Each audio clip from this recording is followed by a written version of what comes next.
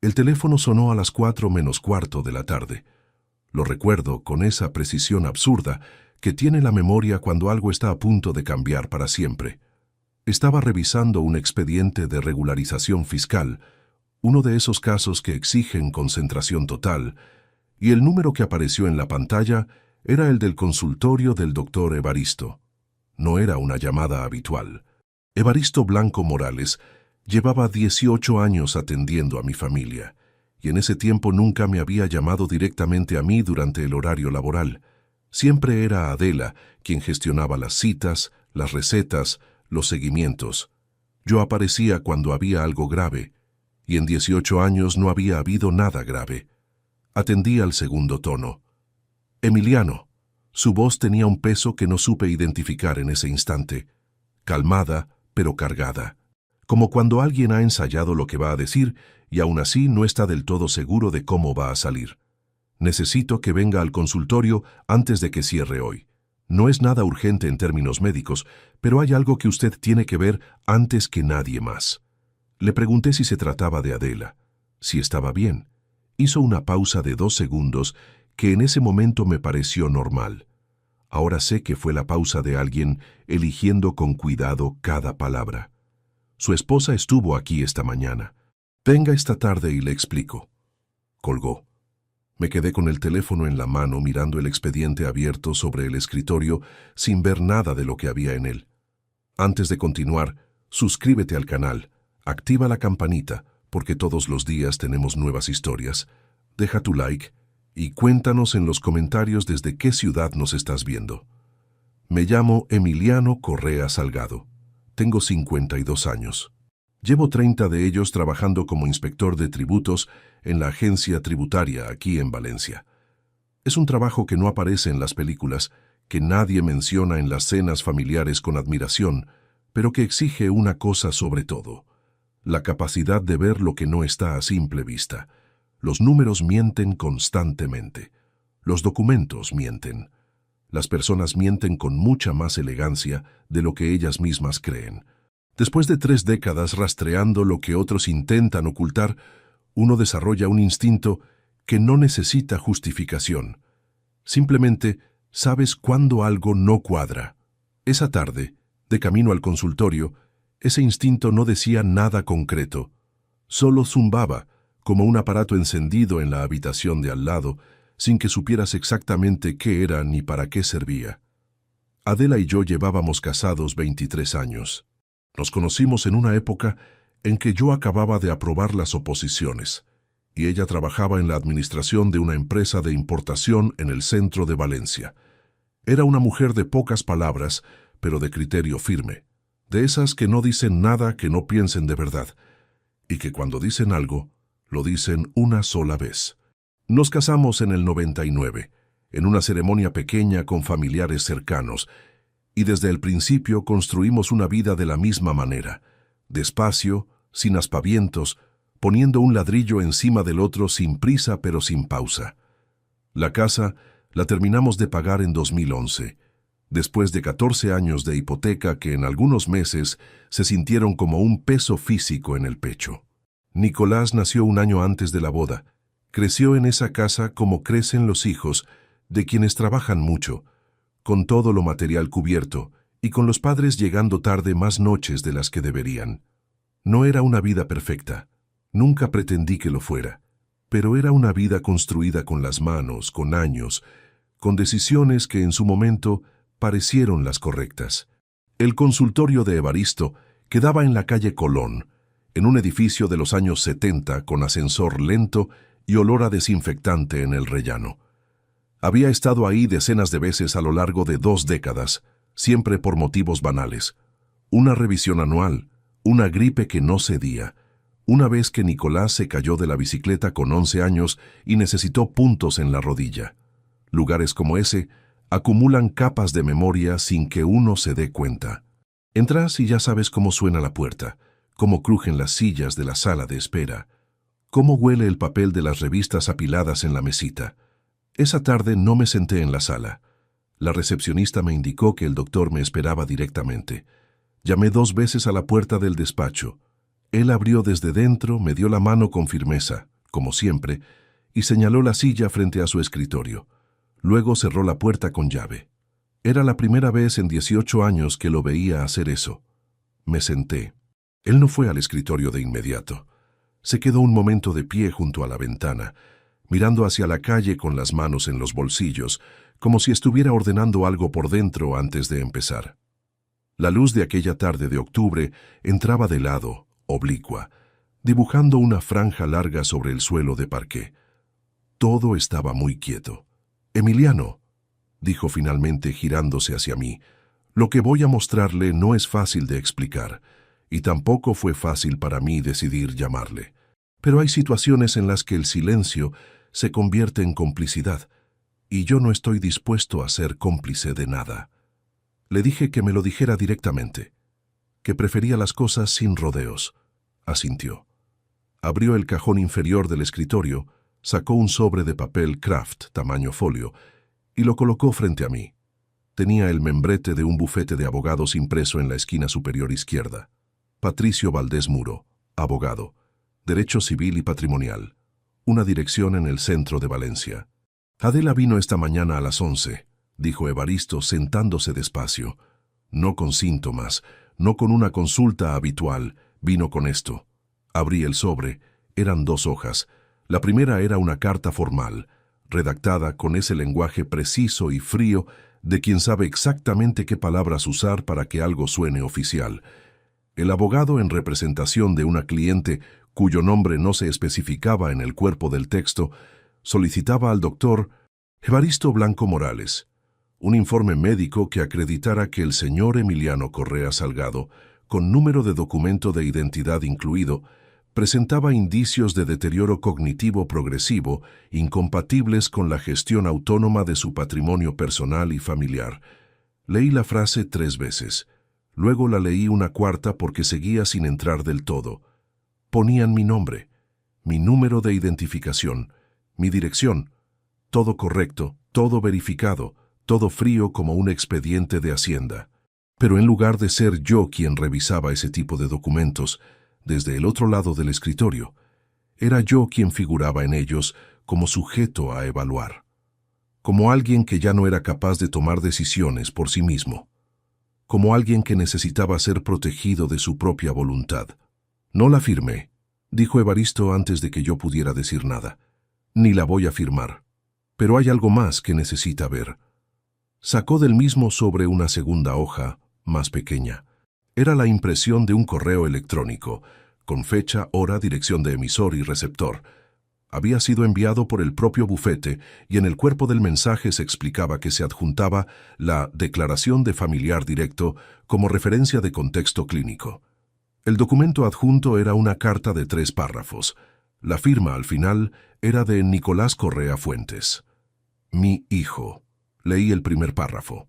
Decía que Nicolás, en calidad de hijo mayor y único descendiente directo, expresaba preocupación sostenida por el estado mental de su padre durante los últimos meses. Mencionaba episodios de confusión con fechas y cifras, de reacciones desproporcionadas en contextos cotidianos y de dificultad creciente para sostener conversaciones de cierta complejidad. Nada de eso había ocurrido jamás. Nada de eso era verdad. Me quedé con las 2 hojas en las manos, una en cada palma, sin poder soltar ninguna de las 2. El despacho estaba en silencio absoluto. Evaristo me observaba sin hablar, dándome el tiempo que necesitaba, y yo miraba esas palabras escritas sobre mí como si fueran un informe sobre un desconocido, como si la persona descrita ahí no pudiera estar sentada en esa misma silla leyéndolas. En 30 años de trabajo en la agencia tributaria, había visto cosas que la mayoría de las personas no imagina. Empresas construidas durante décadas y vaciadas desde dentro por los propios socios. Patrimonios familiares desviados con una meticulosidad que solo es posible cuando quien lo hace conoce el terreno mejor que nadie. Herencias disputadas con documentos que a primera vista parecían impecables. Había aprendido a leer esas tramas sin que le temblara el pulso, con la distancia necesaria para trabajar con precisión.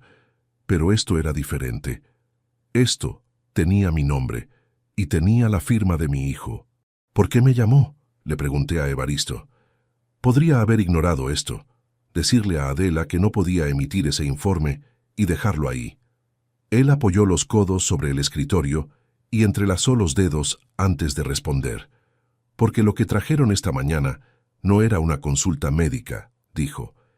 Era un intento de convertir este consultorio en un instrumento para quitarle a usted el control de su propia vida. Y el deber de confidencialidad no ampara el uso del médico como herramienta de fraude contra un tercero identificable. Usted es mi paciente también, Emiliano. Llevan 18 años siéndolo los dos. No recuerdo haber tomado la decisión conscientemente.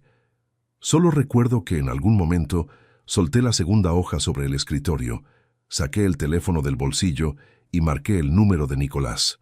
Pensé, con la ingenuidad de quien todavía no ha terminado de procesar lo que tiene delante, que quizás había un error, que tal vez alguien había usado su nombre sin su conocimiento, que escuchar su voz me daría alguna explicación que hiciera que todo aquello tuviera sentido de una manera diferente. El teléfono llamó 4 veces. Luego saltó el buzón de voz. Guardé el teléfono despacio. Miré a Evaristo. Él sostuvo mi mirada sin apartar la vista. Salí del consultorio 40 minutos después con las 2 hojas dentro del sobre, el sobre dentro del bolsillo interior de la chaqueta y la llamada sin respuesta de Nicolás todavía en la pantalla del teléfono. El ascensor tardó una eternidad en bajar. Cuando salí a la calle, el aire de Valencia en aquella tarde de octubre era seco y directo, como siempre lo es en esa época del año. La gente pasaba a mi lado con bolsas, con prisa, con sus propias vidas en la cabeza. Nadie me miraba. Nadie sabía lo que acababa de leer.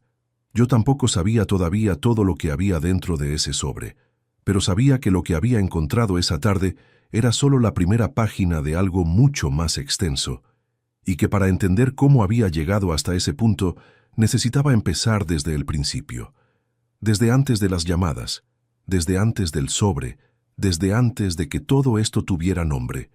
Necesitaba contarles quién era yo antes de esa tarde, quién era Adela, quién era Nicolás, y por qué ninguno de nosotros era ya exactamente quien el otro creía que era.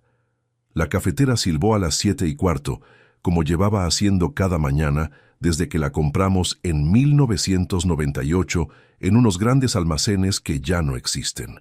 Era una cafetera italiana de acero, pequeña, de esas que hacen más ruido del que su tamaño parece justificar, y durante 23 años fue el primer sonido reconocible de cada día en aquella casa. Antes del tráfico de la calle, antes de las noticias de la radio, antes de cualquier conversación. El silbido de la cafetera y después el olor extendiéndose por el pasillo hasta el dormitorio. Eso era, en su forma más sencilla, lo que significaba el mundo que Adela y yo habíamos construido juntos. No era un mundo de grandes gestos, nunca lo fue. Pertenecemos a una generación que aprendió a demostrar las cosas de otra manera, con presencia constante, con facturas pagadas a tiempo, con nunca faltar cuando había que estar. Mi padre trabajó 35 años en una fábrica de azulejos en Castellón sin quejarse una sola vez. Y cuando se jubiló no supo muy bien qué hacer consigo mismo porque el trabajo había sido durante tanto tiempo la única forma que conocía de decir que amaba a su familia. Yo no era tan diferente de él. Lo entendí demasiado tarde. Nos conocimos en el 94, en una época en que yo llevaba ya 4 años trabajando en la agencia tributaria y todavía creía que el esfuerzo era garantía suficiente de que todo lo demás iría bien por su propio peso. Adela tenía 27 años y una manera de moverse por el mundo que me resultó inmediatamente respetable. No pedía permiso para nada, no esperaba que nadie le explicara cómo funcionaban las cosas, y cuando tenía una opinión, la decía sin adornos y sin buscar aprobación. Había salido antes con mujeres que necesitaban ser convencidas constantemente de su propio valor, y la seguridad tranquila de Adela me pareció algo completamente distinto, algo sólido. 5 años de noviazgo. La boda en el 99, en el ayuntamiento, con una comida en el restaurante de un amigo de mi padre que aquel día se esforzó más de lo que le correspondía. 42 invitados. Ningún discurso que se extendiera demasiado. Adela llegó con un vestido que había elegido ella sola, sin acompañantes, sin hacer partícipe a nadie del proceso. Era así para todo. La casa la encontramos 6 meses después de casarnos. Un cuarto piso en el barrio de Ruzafa, 84 metros cuadrados, con una terraza pequeña que daba a un patio interior y que Adela convirtió en algo habitable con plantas y 2 sillas de hierro que pintó ella misma en un fin de semana. La hipoteca era de 78.000 euros, firmada en el año 2000 a tipo de interés variable, que en los primeros años nos hizo sudar cada vez que tocaban los tipos al alza. Hubo meses, entre 2008 y 2010, en que los dos mirábamos los extractos bancarios con la misma cara con que se mira algo que podría hacerse daño si lo tocas sin cuidado. Pero no fallamos ni un solo pago. La cancelamos en 2011. El día que el banco nos envió la carta de liquidación definitiva, Adela la leyó, la dobló en 4, la guardó en el cajón de los documentos importantes y dijo únicamente, «Ya era hora». Me reí. Fue uno de esos momentos pequeños que no tienen importancia ninguna y que, sin embargo, uno recuerda con una nitidez desproporcionada a lo que fueron. Nicolás nació en el 98, un año antes de que nos casáramos. Llegó antes de lo previsto, en todos los sentidos. El embarazo no estaba planeado, pero tampoco fue recibido con drama. Adela se enteró. Me lo comunicó esa misma noche con una sencillez que me desarmó. Y los dos decidimos en aquella misma conversación que seguiríamos adelante, con el hijo, con la relación, con todo lo que ya teníamos entre manos. Así era ella, sin titubeos, sin catastrofismos, sin necesitar que nadie le dijera qué sentir. Lo que no supimos hacer del todo bien fue repartir el tiempo. Yo trabajaba, esa es la versión corta y también la más honesta. Cumplía el horario de la agencia, llegaba a casa, comía, y muchas tardes regresaba a la oficina para cerrar lo que había quedado abierto. Los casos de fraude fiscal tienen esa cualidad absorbente que quien no ha trabajado en eso no entiende del todo. Siempre hay un hilo más que tirar, una cifra que no encaja, una secuencia de operaciones que parece razonable hasta que la miras 3 veces seguidas y algo cruje. Adela llevaba a Nicolás al colegio, lo recogía, revisaba sus deberes, asistía sola a las reuniones de los tutores. Yo aparecía los fines de semana, en las cenas, en las vacaciones de agosto, que tomábamos siempre en la misma casa rural de Morella, porque a Nicolás le gustaba el campo y a Adela le gustaba no tener que improvisar nada. Era una vida funcional, ordenada. Lo que no era, lo comprendí mucho después. Era suficientemente atenta a lo que crecía por debajo de la superficie. Nicolás fue un chico callado y aplicado. Buenas notas sin que nosotros tuviéramos que sentarnos a su lado con los libros. Pocos amigos, pero de los que no desaparecen en el primer contratiempo. En la adolescencia no protagonizó los episodios que algunos de sus compañeros les generaban a sus padres, y yo interpreté ese silencio como señal de que las cosas marchaban bien. Ahora sé que el silencio de los hijos no siempre significa lo que uno necesita que signifique. Cuando terminó el bachillerato con una nota que le abría las puertas que quisiera, dijo que quería estudiar Derecho. No me sorprendió. Desde pequeño había tenido esa tendencia a analizar los límites de las normas, a explorar hasta dónde llegaban las reglas antes de que se rompieran. Matricularle en la facultad fue una decisión que tomé sin dudarlo. Matrícula, libros, transporte, y cuando en 3er año decidió que necesitaba su propio espacio y quería un apartamento, le firmé el contrato y le transferí 800 euros al mes sin que tuviera que pedirlo más de una vez. 6 años de carrera, 4 más de prácticas y contratos iniciales en los que el sueldo no alcanzaba para lo que necesitaba vivir. Yo cubrí la diferencia en silencio, de la misma manera en que había cubierto todo lo demás, sin convertirlo en un favor, sin recordárselo, sin esperar que me lo agradeciera de ninguna forma concreta. Así entendía yo la paternidad, así me lo habían enseñado a hacerlo. Adela y yo convivíamos bien. No éramos de los que se decían muchas cosas, pero tampoco de los que se peleaban. Había entre nosotros una especie de acuerdo tácito sobre cómo funcionaba la vida cotidiana. Ella gestionaba el interior de la casa con una eficiencia que yo nunca habría igualado. Yo me ocupaba de todo lo económico con la misma meticulosidad con que revisaba expedientes en la agencia. Cada uno en su terreno, cada uno respetando el espacio del otro sin invadir demasiado. Lo que no había entre nosotros, lo reconozco ahora con la claridad que solo da la distancia, era suficiente conversación real. De esas en las que uno dice lo que verdaderamente está pensando, sin filtrar, sin calcular cómo va a sonar. Con los años nos habíamos vuelto muy eficientes el uno con el otro, muy competentes. Y la competencia, cuando se aplica demasiado tiempo a una relación, acaba pareciéndose peligrosamente a la indiferencia. Hace aproximadamente 18 meses, Adela empezó a ir al médico sola.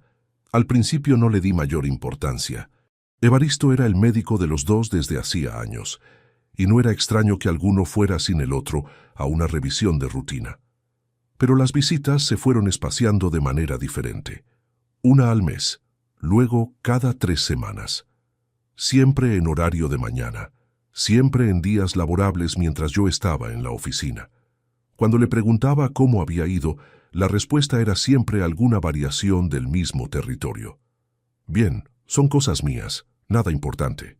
Lo decía con esa naturalidad suya para cerrar temas, y yo, que la conocía lo suficiente para saber cuándo insistir no tenía ningún sentido, dejaba pasar la pregunta sin empujarla. Una noche del verano anterior, estábamos en la terraza después de cenar. Era una de esas noches valencianas en que el calor no cede aunque ya haya oscurecido del todo, y Adela tenía una taza de manzanilla en las manos que había dejado enfriarse sin beber. La observé un momento. Había algo en su postura, en la manera en que miraba la pared del patio sin ver realmente nada de lo que había ahí, que no era el cansancio habitual de un día largo. Era otra cosa, una concentración dirigida hacia adentro que yo no supe descifrar. Le pregunté si estaba bien. Sí, dijo sin girarse, solo estoy pensando. ¿En qué? Tardó antes de responder. En lo que pasa cuando las cosas cambian, dijo. En si uno está preparado o no lo está. Le pregunté a qué se refería concretamente. Se giró hacia mí con una sonrisa breve, de esas que no terminan de llegar a los ojos, y respondió, a nada concreto. Son cosas que se me pasan por la cabeza a veces. Cogió la taza, dio un sorbo al té frío y derivó la conversación hacia otra cosa. Yo lo dejé pasar. Lo guardé en esa categoría vaga a la que uno manda las cosas que no entiende del todo, pero que tampoco parecen urgentes. Quizás era el peso de los años, pensé. Quizás algo relacionado con las visitas médicas que se guardaba para sí misma. Le di el espacio que siempre le había dado, el mismo que, ahora lo sé, ella había estado usando para construir algo que yo todavía no era capaz de imaginar. 3 semanas después de esa conversación en la terraza, encontré el papel. Fue un martes por la noche. Adela había dejado su bolso abierto en la silla del recibidor, algo que no hacía habitualmente, y al pasar a su lado, vi que una hoja sobresalía entre el monedero y el teléfono. No lo busqué, simplemente estaba ahí. Era un trozo arrancado de bloc, doblado en 2, de los que uno usa cuando quiere anotar algo rápido antes de olvidarlo. Lo desplegué sin pensarlo demasiado, como quien recoge algo caído del suelo. Había un nombre escrito a mano con bolígrafo azul, Patricio Valdés Muro. Debajo un número de teléfono, y debajo del número, entre paréntesis, con letra más pequeña y más apresurada, incapacitaciones, tutelas, patrimonio. Me quedé mirando el papel varios segundos. Cuando Adela salió del baño y me vio con la hoja en la mano, no se alteró. Me miró con una expresión completamente tranquila y dijo, es de una compañera del trabajo. Su padre tiene principio de demencia y está buscando asesoramiento legal para ordenar sus bienes antes de que empeore. Lo dijo sin dudar, sin cambiar el tono ni un grado, con la misma naturalidad con que habría explicado cualquier otra cosa del mundo. Le devolví el papel. Le dije que entendía. Me fui a lavarme los dientes, pero mientras lo hacía, con el grifo abierto, y la mirada fija en ningún sitio concreto, me di cuenta de que algo en esa explicación no encajaba del todo. No sabía decir exactamente qué ni por dónde.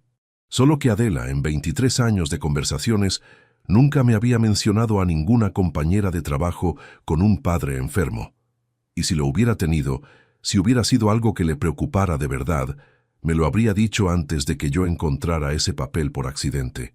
Cerré el grifo, apagué la luz del baño, y esa incomodidad pequeña e imprecisa que todavía no tenía nombre se quedó conmigo toda la noche, persistente y silenciosa, como la cafetera justo antes de que empiece a silbar. «Papá, ¿quedamos el jueves?» La voz de Nicolás al teléfono sonaba despreocupada, del mismo tono con que podría haberme preguntado cualquier cosa trivial. Era un miércoles por la mañana. Yo estaba en la agencia revisando un informe de auditoría interna, y su llamada llegó entre dos reuniones, sin avisar como casi todo lo que hacía Nicolás. «Podríamos comer en algún sitio del centro, si te viene bien». Le dije que sí. Me pareció una buena señal. Llevábamos semanas sin vernos más que en la cena familiar del primer domingo de mes, y los últimos tiempos, esas cenas habían tenido una textura rara, conversaciones que avanzaban en línea recta sin que nadie se desviara demasiado de los carriles habituales. Un almuerzo a solas nos vendría bien, pensé. A los dos, colgué y volví al informe. Lo que no supe entonces era que esa llamada no había sido espontánea, pero eso lo entendí mucho después. Los días que siguieron al hallazgo del papel en el bolso de Adela tuvieron esa calidad particular de las cosas que uno trata de ignorar sin conseguirlo del todo. Seguí con la rutina de siempre: la agencia, los expedientes, las reuniones semanales de departamento, las noches en casa con la cena lista cuando llegaba, la televisión encendida en el salón mientras Adela leía en el dormitorio. Todo en su sitio. Todo funcionando como había funcionado durante años. Pero había algo que se había desplazado ligeramente, como un mueble movido apenas unos centímetros de su lugar habitual. No lo ves a primera vista, pero tropiezas con él en la oscuridad. Empecé a prestar atención de una manera diferente, no buscando nada concreto todavía, solo mirando con más cuidado lo que siempre había estado delante de mí. Y lo que vi fue esto. En las 4 semanas que siguieron a aquella noche del papel, Nicolás pasó por la casa en 3 ocasiones distintas. Las 3 veces fue durante el horario laboral, en días de semana cuando yo estaba en la oficina. Me enteré de la primera visita porque encontré en el fregadero 2 tazas usadas que no eran de la mañana. Adela tomaba el café en vaso, desde siempre, y las 2 tazas eran de las pequeñas que usábamos para las visitas. Cuando le mencioné que había visto las tazas, respondió que Nicolás había pasado un momento porque andaba por el barrio haciendo un trámite. Razonable, perfectamente razonable. La segunda visita la supe por casualidad, porque ese día salí de la agencia antes de lo previsto. Una reunión con un inspeccionado que había solicitado aplazamiento quedó cancelada con 40 minutos de antelación y decidí acercarme a casa a buscar unos documentos que necesitaba para la tarde. Cuando giré la llave de la puerta, escuché voces en el salón. 2, claramente, la de Adela y la de Nicolás.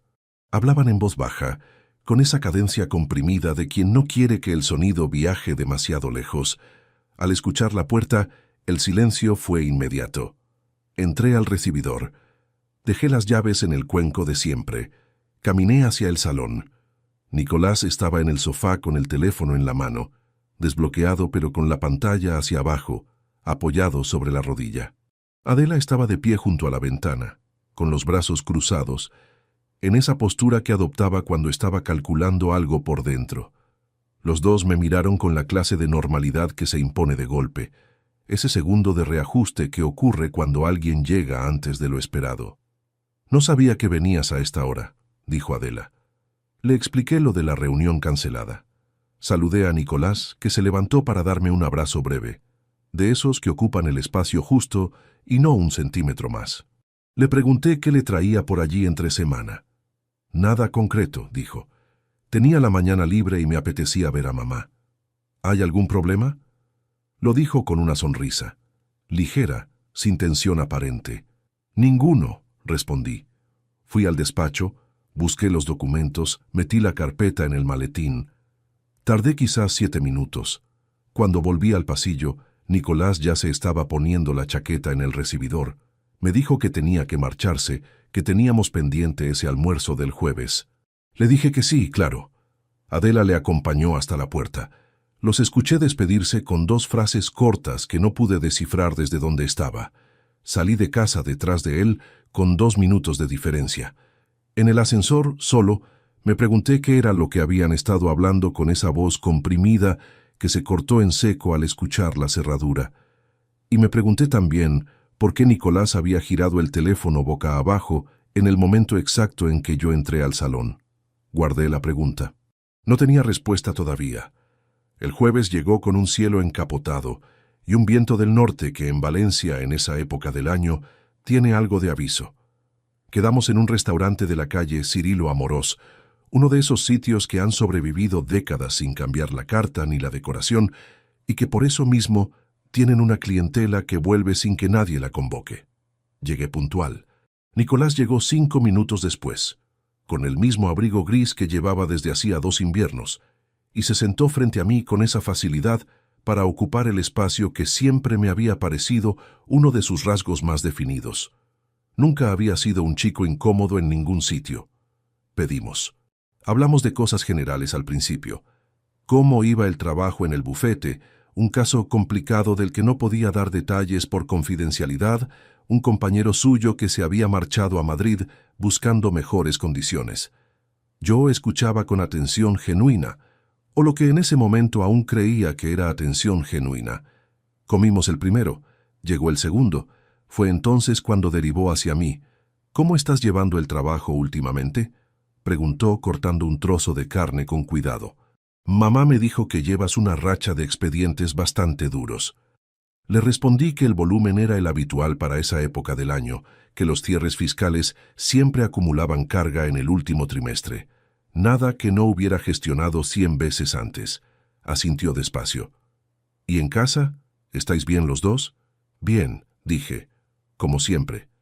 Hubo una pausa. Tomó un sorbo de agua antes de continuar. «Es que últimamente noto a mamá un poco cargada», dijo. «Me ha comentado alguna vez que le preocupa que tú no desconectes suficiente, que a veces llegas muy saturado y que le cuesta hablar contigo de ciertas cosas». Lo dijo con tono neutro, casi afectuoso, como un hijo que transmite una preocupación de buena fe. Pero había algo debajo de esas palabras que no era neutral. Era una exploración. Medía el terreno, observaba mis reacciones, evaluaba cómo respondía yo a la idea de que había algo que no funcionaba del todo en mi comportamiento cotidiano.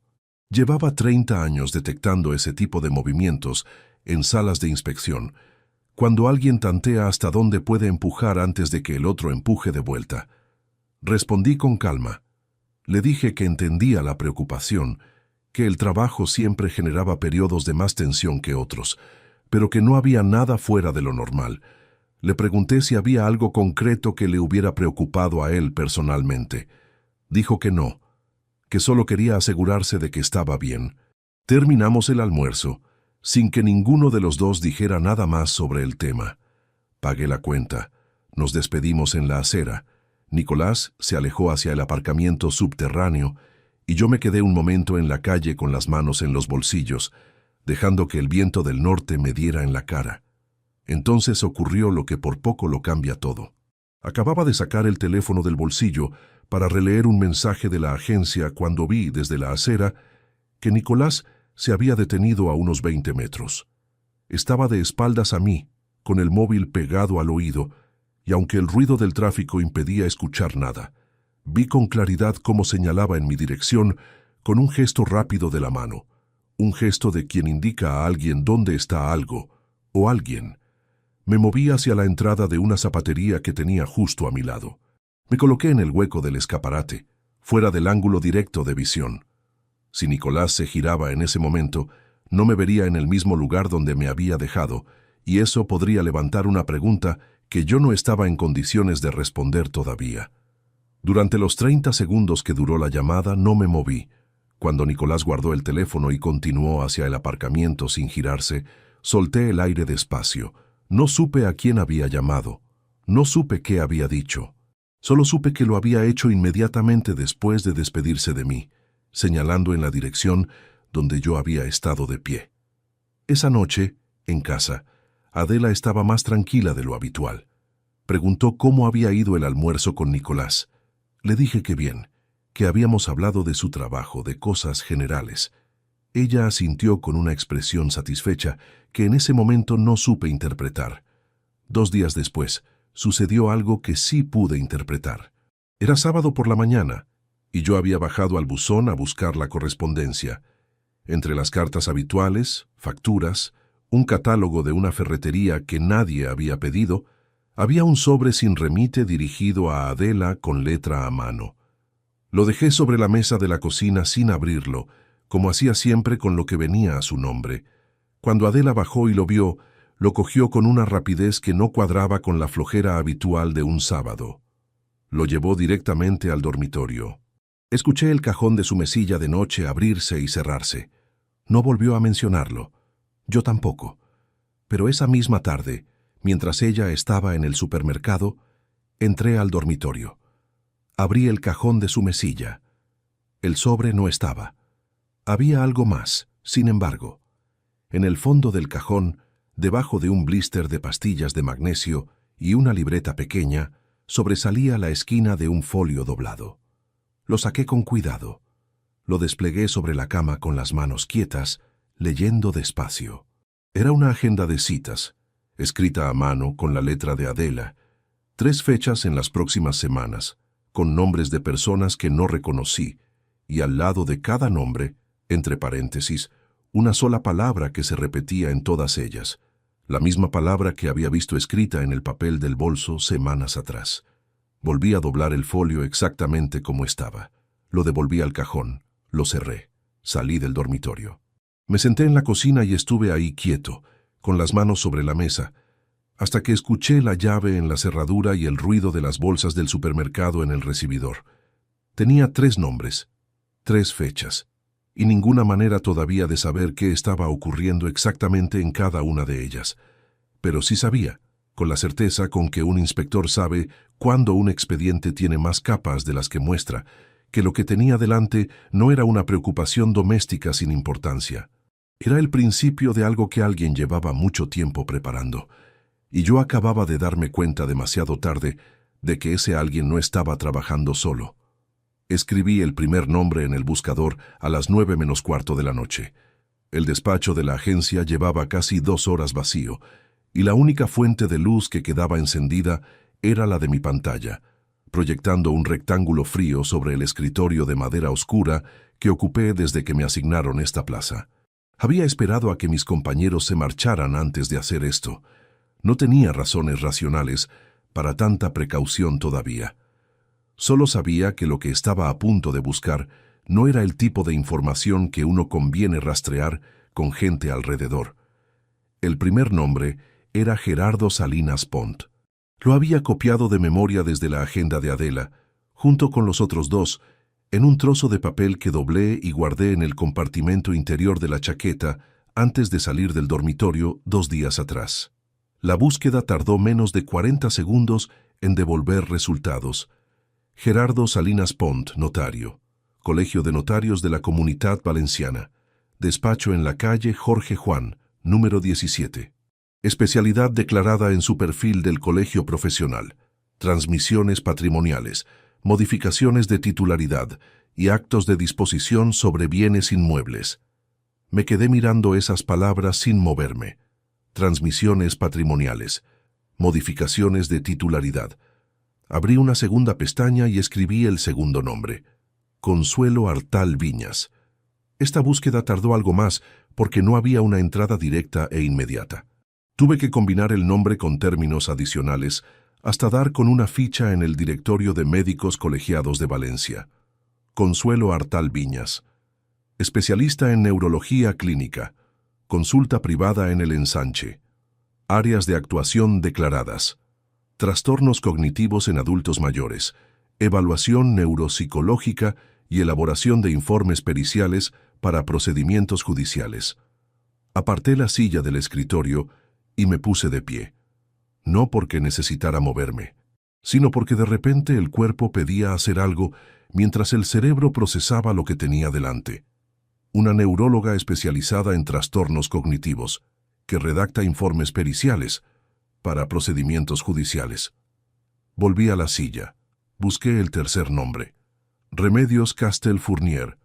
Tardé menos de 10 segundos esta vez porque el nombre apareció directamente vinculado a un despacho de abogados en los primeros resultados. El mismo bufete que ya conocía. Patricio Valdés Muro, abogado. Derecho civil y patrimonial. Remedios. Castel Fournier figuraba como abogada asociada, con mención expresa a su campo, tutelas, curatelas e incapacitaciones legales. Ahí fue cuando me detuve por completo. 3 nombres en una agenda manuscrita de mi esposa, guardada debajo de un blister de pastillas en el cajón de su mesilla de noche. Un notario especializado en transferencias de propiedad e inmuebles. Una neuróloga que elabora informes para procedimientos judiciales de incapacidad cognitiva.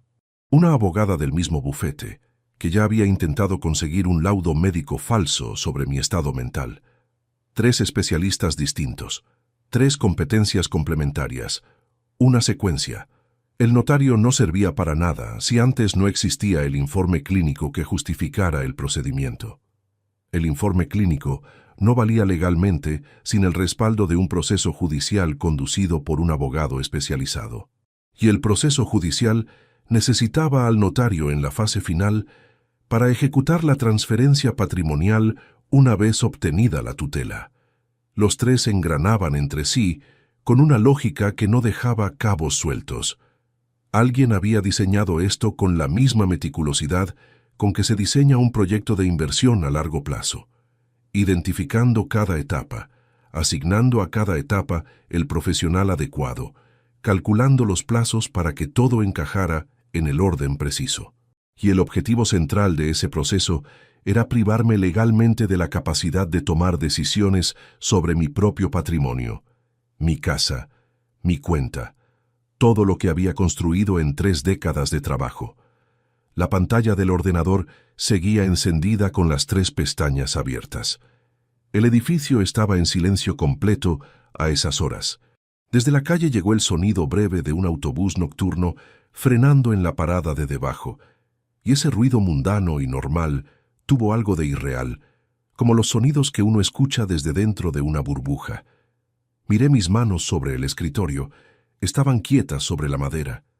Las observé durante varios segundos con la misma atención con que uno observa algo que no reconoce del todo, esperando que se movieran solas. Entonces sentí algo que no había anticipado. No llegó la rabia primero. Lo que llegó fue frío, un descenso lento desde el centro del pecho hacia afuera, uniforme y sostenido, como cuando el termostato de una habitación se apaga en mitad del invierno y el ambiente tarda varios minutos en acusarlo. 30 años revisando expedientes. 30 años aprendiendo que el dinero siempre deja rastros, que los documentos siempre mienten de una manera específica, que las personas que construyen fraudes con paciencia siempre dejan una costura visible si uno sabe dónde mirar. 30 años aplicando eso a otras vidas, a otras familias, a otras cuentas bancarias que no eran las mías. Y mientras tanto, en la misma casa donde dormía cada noche, alguien había estado haciendo exactamente eso, con mis datos, con mi nombre en los documentos, con una planificación que debía llevar más de un año de trabajo silencioso. Tuve que levantarme de nuevo. Esta vez caminé hasta la ventana del despacho. Afuera, la calle estaba casi vacía. Un hombre paseaba un perro por la acera de enfrente sin prisa, ajeno a todo. Las farolas proyectaban círculos amarillos sobre el asfalto mojado por la lluvia de aquella tarde. Todo seguía exactamente igual que siempre. Eso era lo más extraño, que el mundo siguiera su curso sin enterarse de nada. Apoyé la frente en el cristal frío durante un momento. Solo un momento. Después volví al escritorio. Cerré las 3 pestañas una por una. Borré el historial completo del navegador y apagué el monitor. Luego saqué el papel del bolsillo y lo guardé en la cartera. en el mismo compartimento donde metía los recibos que necesitaba conservar sin que parecieran importantes a primera vista. Cogí el maletín, apagué la luz del despacho, bajé por las escaleras porque el ascensor hacía demasiado ruido en esa quietud y no me apetecía anunciarlo. En el coche, antes de arrancar, abrí la aplicación del banco en el móvil. Lo hacía con regularidad, como parte de la misma disciplina con que revisaba cualquier otro estado financiero, y habitualmente lo que encontraba era exactamente lo que esperaba. Los gastos del hogar, las transferencias periódicas, los suministros domiciliados. Un presupuesto predecible y sin sorpresas. Esa noche busqué algo específico. Fui directamente a los movimientos de la cuenta conjunta, la que Adela y yo manteníamos para los gastos comunes desde los primeros años de matrimonio, y empecé a desplazarme hacia atrás en el historial. Los 3 últimos meses mostraban el patrón habitual a primera vista: supermercado, farmacia, comunidad de propietarios, el seguro del hogar renovado en febrero. Todo reconocible. Seguí retrocediendo. 4 meses. 5. Al llegar a los 6 meses, encontré el primero, una transferencia de 850 euros a una cuenta cuyos dígitos no coincidían con ningún proveedor habitual. La fecha, un martes de mediados de mes. El campo de descripción decía únicamente gestión. Lo anoté en el papel. Continué hacia atrás. 7 meses. Otra transferencia. 890 euros. La misma cuenta de destino. El mismo concepto. Gestión. Fue en ese instante cuando el teléfono vibró sobre el salpicadero. Lo miré. Era Adela. El aparato vibró una segunda vez antes de que lo cogiese. Durante esos 2 segundos hice lo que un inspector hace antes de entrar a una reunión que puede torcer mal. Respirar despacio, ordenar la voz, dejar fuera de la cara todo lo que no debe estar ahí. «¿Dónde estás?», dijo su voz al otro lado. «Tranquila, sin urgencia, exactamente como siempre». «Saliendo de la agencia ahora mismo», respondí. Tenía un informe de cierre que se alargó más de lo previsto. «¿Pasa algo?» «Nada. Solo quería saber si cenabas aquí. He hecho lentejas». «Sí, en 20 minutos llego». «Bien». Colgó. Me quedé con el teléfono en la mano, la pantalla oscureciéndose, la aplicación del banco todavía activa en segundo plano y los 2 movimientos anotados en el papel doblado sobre el muslo. El garaje subterráneo de la agencia tenía ese silencio propio de los espacios cerrados por la noche, denso y sin eco, y yo estaba sentado en el coche con el motor apagado, calculando cuántos meses más había que retroceder para encontrar el origen de esas transferencias. No lo sabía todavía, pero ya sabía suficiente para entender que aquello no había empezado hace 6 meses. Los patrones de este tipo no empiezan de golpe. Empiezan despacio, con importes pequeños, en intervalos calculados para no levantar alarmas, y cuando uno los detecta, ya llevan suficiente tiempo activos como para que el daño sea real. Arranqué. Salí del garaje. En el semáforo en rojo a la salida tomé la única decisión que tenía sentido en ese momento: no decir nada. No todavía.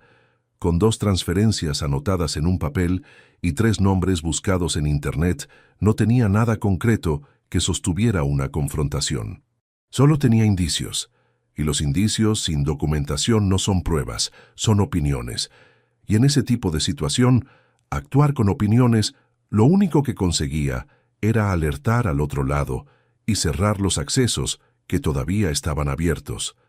La regla fundamental de cualquier inspección era siempre la misma: no muevas ninguna pieza hasta que veas el tablero completo. Llegué a casa, subí. Adela estaba en la cocina, con el delantal puesto y la tapa de la cazuela levantada, comprobando el punto. Olía a laurel y pimentón dulce, las lentejas de siempre con el mismo punto de sal de 20 años. «Llegas tarde», dijo sin girarse. «Ya lo sé. El informe era más extenso de lo que pensaba al mediodía». Dejé el maletín en el recibidor. Fui al baño a lavarme las manos. Me miré en el espejo durante unos cuantos segundos, verificando que lo que llevaba por dentro no se filtraba hacia afuera, que el hombre que me devolvía el reflejo era el mismo de siempre, cansado, tardío, sin nada particular. Me senté a cenar. Estuve 40 minutos frente a esas lentejas, escuchando a Adela hablar sobre un problema con una factura del seguro del coche que no habían corregido, pese a que ya lo había reclamado 2 veces. Respondí en los momentos en que tocaba responder. Pregunté lo que correspondía preguntar. Y mientras lo hacía, por debajo de esa conversación completamente ordinaria, no dejaba de sumar.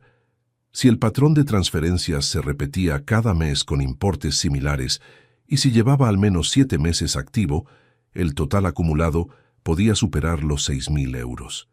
Pero eso era solo lo que yo había visto en una revisión rápida desde el móvil, retrocediendo a mano, sin herramientas. Para saber cuánto tiempo llevaba esto y a cuánto ascendía el total real, necesitaba el historial completo. Cada mes, cada línea. Con la precisión con que un inspector revisa un libro de cuentas cuando sospecha que algo no está donde debería. Y para hacer esa revisión sin dejar rastro, sin que nadie en esa casa lo notara, iba a necesitar a alguien de fuera. Alguien que supiera moverse en ese tipo de terreno sin que se le viera venir. Alguien en quien pudiera confiar sin tener que explicarle desde cero qué significaba cada número. Tenía a una persona en mente.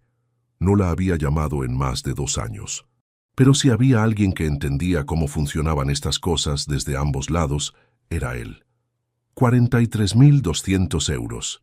Benigno Salcedo Herrán lo dijo despacio, separando las sílabas, como quien lee en voz alta el resultado de una operación que todavía cuesta creer, aunque uno mismo haya hecho los números.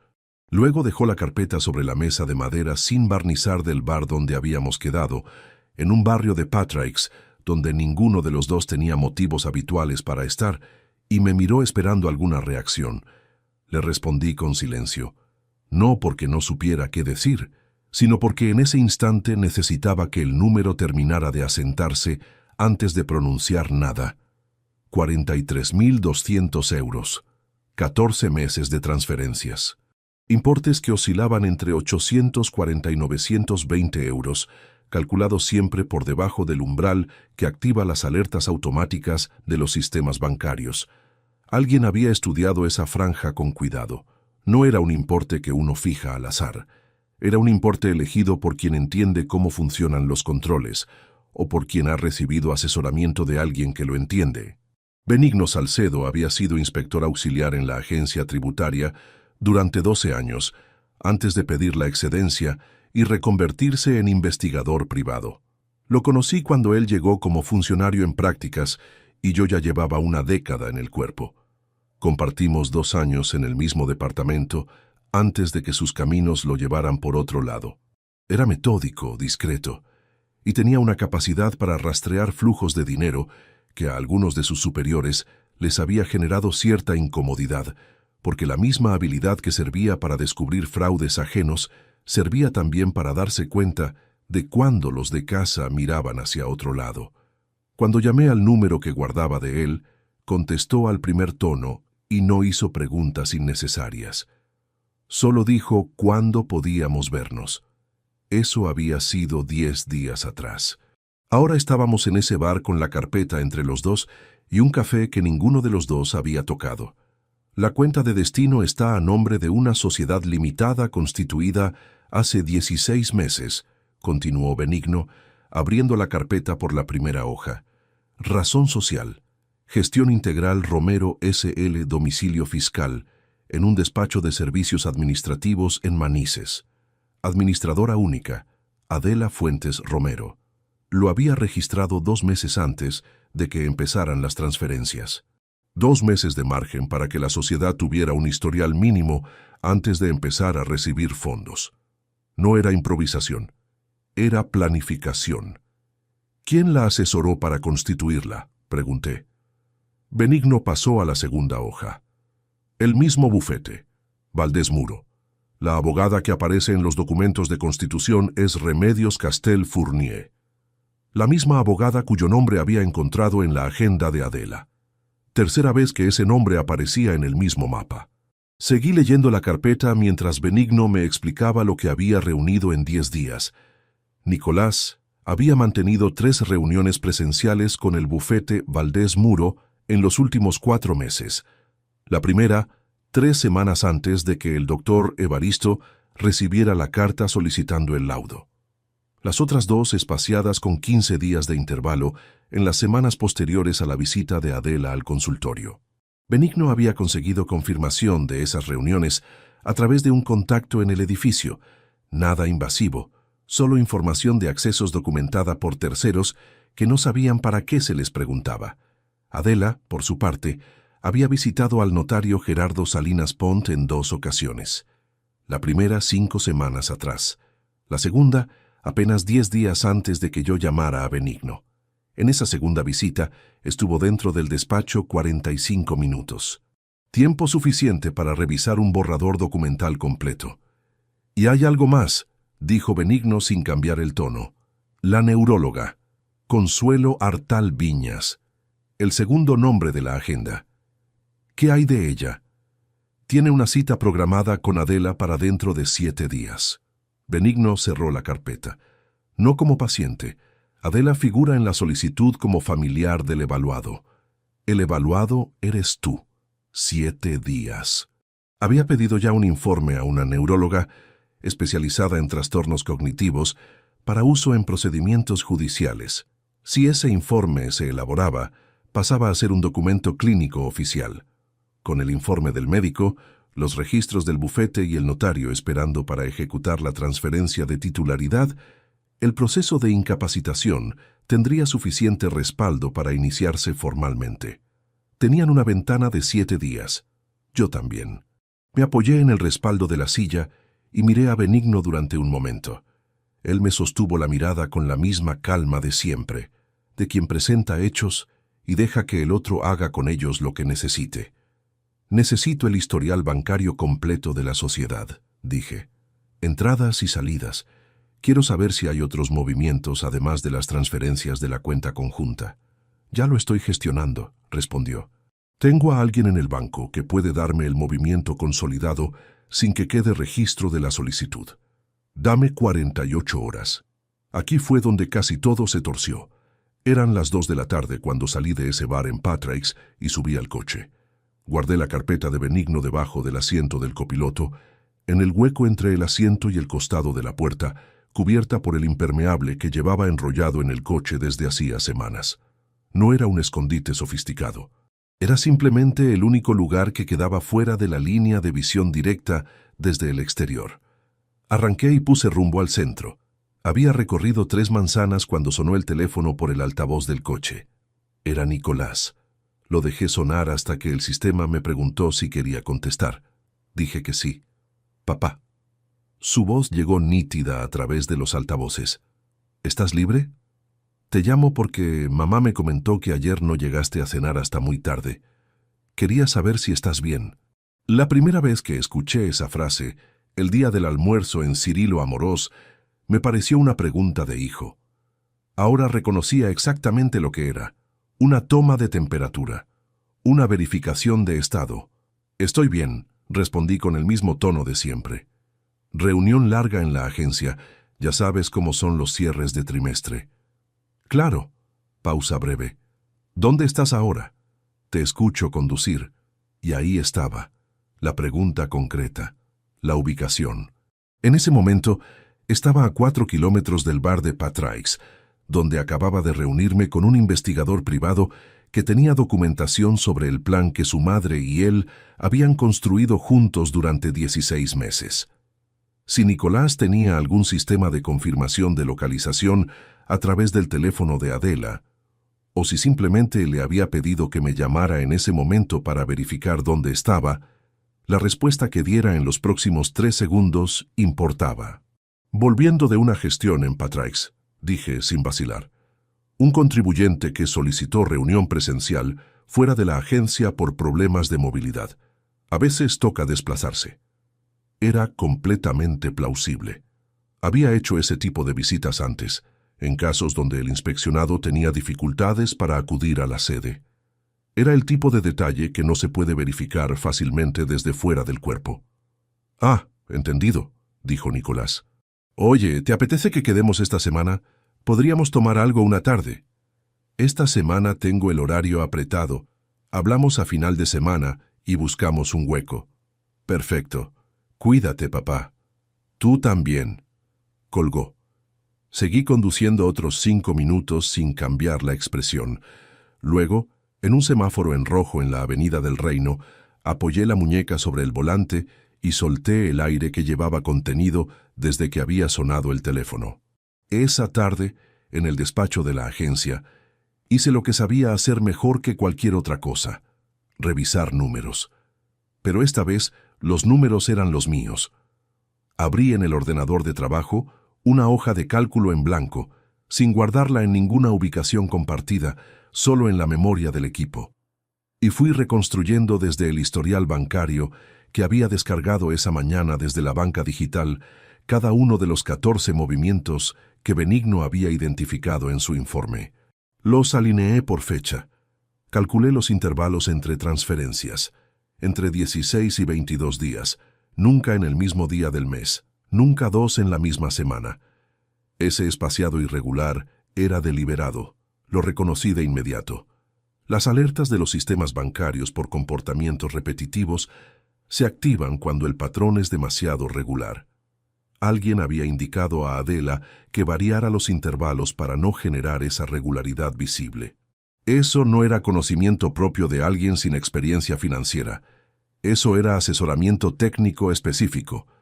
Calculé el promedio de los importes: 872 euros por transferencia, multiplicado por 14 meses, 12.208 euros de media anual. El total real que Benigno había cuantificado era 43.200, lo que significaba que el ritmo había sido más alto al principio y se había moderado en los últimos meses. Quizás porque el plazo se acercaba, quizás porque el fondo ya tenía lo que necesitaban para la siguiente fase. Guardé la hoja de cálculo en un USB personal que llevaba siempre en el maletín, borré el archivo del equipo y vacié la papelera. Luego llamé a Laureano Pérez Cañas. Su secretaria me dijo que estaba con un cliente, pero que me devolvería la llamada antes del final del día. Le pedí que anotara que era urgente y que prefería hablar en persona cuanto antes. Laureano llamó a las 6:40. Lo conocía desde hacía 15 años, desde que me asesoró en la compra de un local comercial que luego vendí sin complicaciones. Era uno de esos abogados que hablan menos de lo que escuchan, lo cual en esa profesión es una cualidad escasa y valiosa. Le dije que necesitaba verle al día siguiente, que tenía documentación y que la situación tenía un plazo de 7 días. Hubo una pausa corta al otro lado. Mañana a las 9, sin falta. Ahí estaré, colgué. Recogí el maletín. Antes de salir del despacho me detuve un momento con la mano en el interruptor de la luz, mirando el escritorio ordenado, los expedientes en sus carpetas, el bolígrafo en el mismo lugar de siempre. Todo en su sitio. Todo exactamente como lo dejaba cada noche. Nada hacía pensar desde fuera que el hombre que trabajaba en esa mesa llevaba 10 días construyendo el caso que iba a desmantelar lo que otros habían pasado 16 meses preparando. Apagué la luz. Pero en el ascensor, bajando hacia el aparcamiento, recordé algo que Benigno había mencionado casi de pasada antes de cerrar la carpeta, que los registros de la sociedad de Adela mostraban una sola entrada de dinero que no procedía de la cuenta conjunta. Una transferencia de origen diferente, realizada hace 11 meses, por un importe de 4.300 euros, procedente de una cuenta a nombre de un particular cuya identidad Benigno todavía no había podido confirmar. 4.300 euros. Hace 11 meses, de una cuenta de particular. Si ese particular era quien yo empezaba a sospechar que era, entonces lo que tenía delante no era solo un desvío patrimonial entre cónyuges, era algo que afectaba a más de 2 personas. Y las consecuencias de lo que tuviera que hacer a continuación iban a ser más extensas de lo que ya había calculado. Benigno me lo confirmaría en 48 horas. Esas 48 horas se hicieron largas, de una manera que los relojes no saben medir. Benigno llamó a las 8:17 de la mañana, 48 horas exactas después de que nos separamos en Patrick's. Yo estaba afeitándome cuando sonó el teléfono sobre la repisa del baño. Lo cogí con la mano izquierda mientras con la derecha dejaba la maquinilla sobre el lavabo. «La transferencia de 4.300 euros», dijo sin preámbulo. «El titular de la cuenta de origen es Nicolás Correa Fuentes». No respondí de inmediato. «¿Estás ahí?», preguntó Benigno. «Sí, estoy aquí». «Hay algo más. No es solo esa transferencia. En los últimos 11 meses hay 3 movimientos adicionales desde la cuenta de Nicolás hacia la sociedad de Adela. Importes menores, 600, 800, 750. Sin concepto, solo transferencias limpias entre las 2 cuentas». Cogí la maquinilla del lavabo. La sostuve un momento sin hacer nada con ella. «Total acumulado desde la cuenta de Nicolás», continuó Benigno, 6.450 euros. Sumado a lo desviado desde la cuenta conjunta, el fondo total de la sociedad asciende a 49.650 euros. Colgué 2 minutos después. Me terminé de afeitar mirando al espejo sin ver nada particular en él.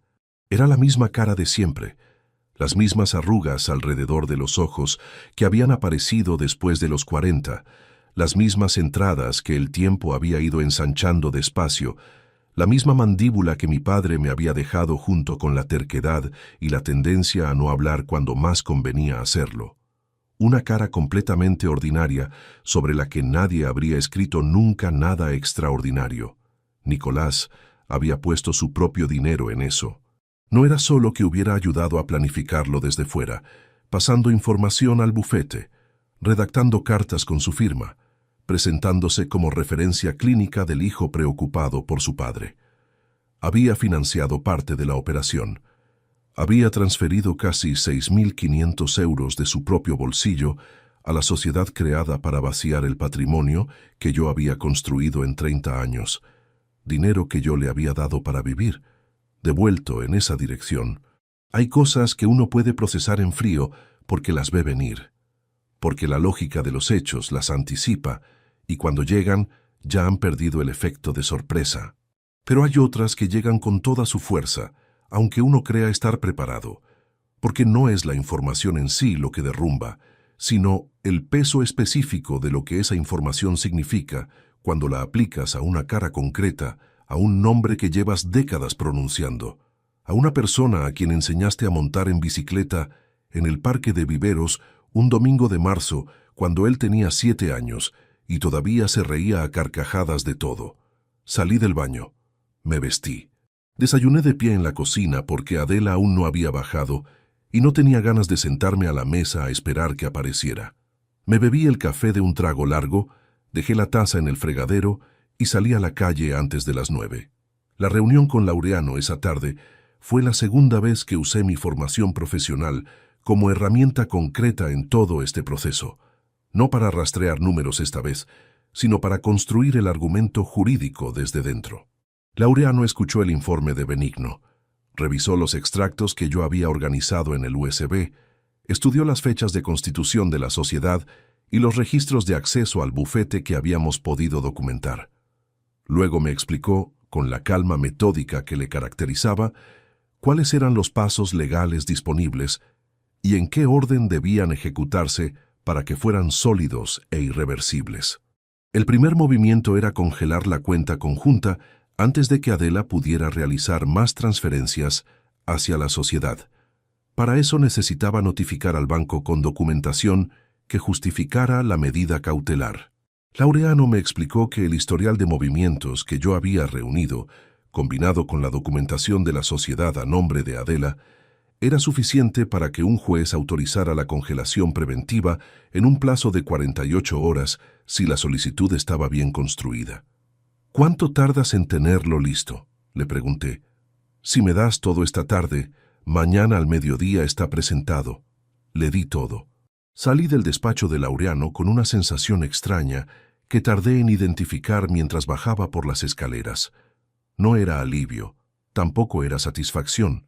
Era algo más parecido al agotamiento de quien ha estado aguantando un peso durante demasiado tiempo y acaba de poder apoyarlo sobre una superficie firme, aunque el peso siga estando ahí. Esa noche llamé a Nicolás. Lo hice desde el coche, aparcado a 2 manzanas de casa, porque necesitaba que esa conversación ocurriera sin que Adela pudiera escucharla desde ninguna habitación. «Nicolás», dije cuando descolgó, «quiero que vengas a cenar mañana. Solo tú y yo. Tu madre tiene una actividad por la tarde y llegará tarde. Tengo ganas de que hablemos sin prisas». Hubo una pausa de 3 segundos, que duró más de lo que duraba normalmente, una pausa de 3 segundos. «Claro», dijo. «¿A qué hora?» «A las 9. En casa. Ahí estaré». Guardé el teléfono en el bolsillo y me quedé en el coche otros 10 minutos, con el motor apagado y el silencio del barrio entrando por las rendijas de las ventanillas. En la acera de enfrente, una pareja mayor caminaba despacio con una bolsa del supermercado compartida entre los dos. El hombre decía algo, la mujer se reía. Seguían su camino sin saber que existía nadie más en ese momento. Lo que sentí entonces no fue rabia.